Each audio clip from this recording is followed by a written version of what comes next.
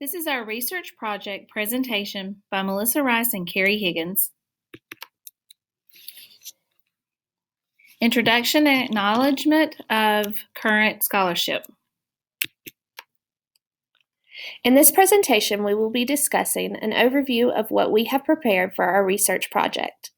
This includes acknowledgement of current scholarship, the problem statement, the purpose statement and questions, research methods, and our plan for analysis. Our research topic is about poverty and its effects on a student's reading ability. In our school, Level Grove Elementary in Cornelia, Georgia, students living in poverty are offered EIP, or Early Intervention Program, interventions in the classroom to help with reading.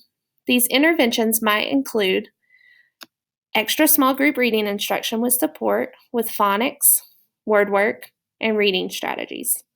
Often these services are offered by an early intervention program teacher, but sometimes the general education teacher is responsible for ensuring these services are provided to the students. The current scholarship that was found focuses on students living in poverty and how the educational system can help. The need for services. Studies have shown that it is important for students who are living in poverty to receive additional services to help bridge the gap between home and academics at school. Pre-service teachers. Because of this need for services, it has also been studied that pre-service teachers need additional training in how to effectively teach students who come from low socioeconomic families. Pre-kindergarten resources for families.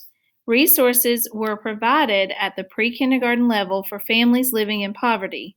This has shown positive results in helping families with young students practice reading skills at home and allows families to expose their children to literature. And in summer school, there were positive results when literacy intense summer school was provided for students living in poverty. Where is the gap? The gap in the research is that we need to know more strategies and interventions that can be effectively used to increase reading achievement for students who are living in poverty. What is the significance? We believe that our research project will contribute to the current scholarship and practitioners by providing readers and educators with more positive results about interventions that can be used with students who are living in poverty. Statement of the problem. Poverty has a negative impact on the student's reading ability.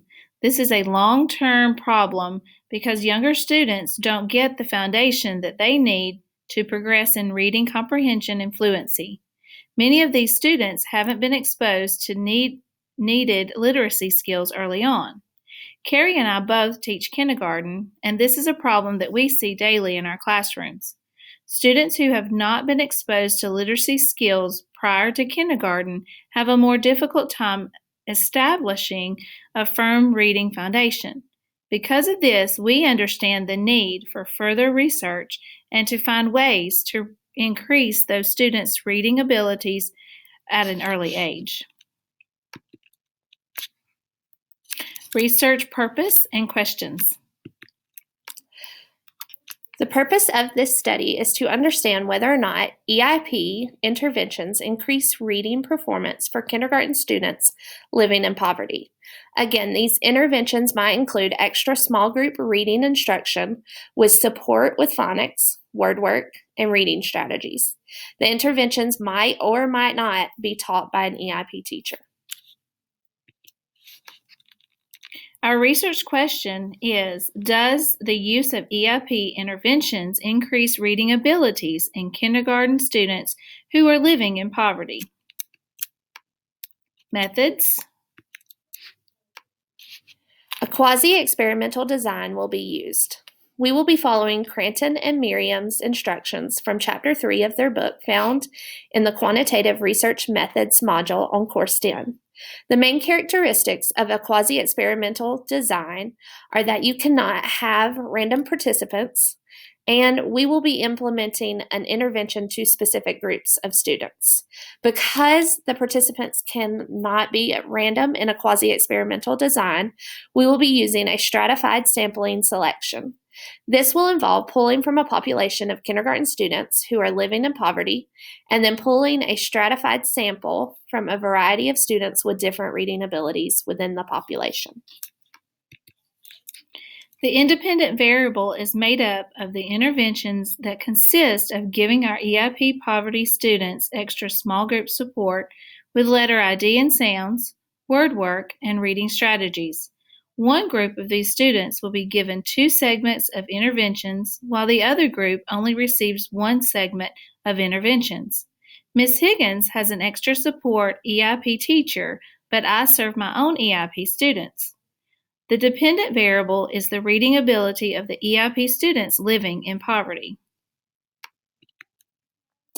We will be using the STAR Early Literacy Assessment as a pre-test and a post-test to collect data. This test is computer-based, and students take it at the beginning of the school year and then again at the end of every 9 weeks. The STAR Early Literacy Assessment measures where the students are individually based on pre-kindergarten and kindergarten standards. The STAR Early Literacy Assessment gives us knowledge about where our students scored, their percentile rank based on all kindergarten students nationwide, and it also lists what skills and or standards need to be worked on based on that individual student. Analysis. T-test analysis approach will be used to analyze our data. This fits our research because it will help us decide if there is a significant difference between 2 groups, which will be my class and Ms. Higgins' class. We will be comparing the means of our pre and post STAR assessments of the EIP students living in poverty.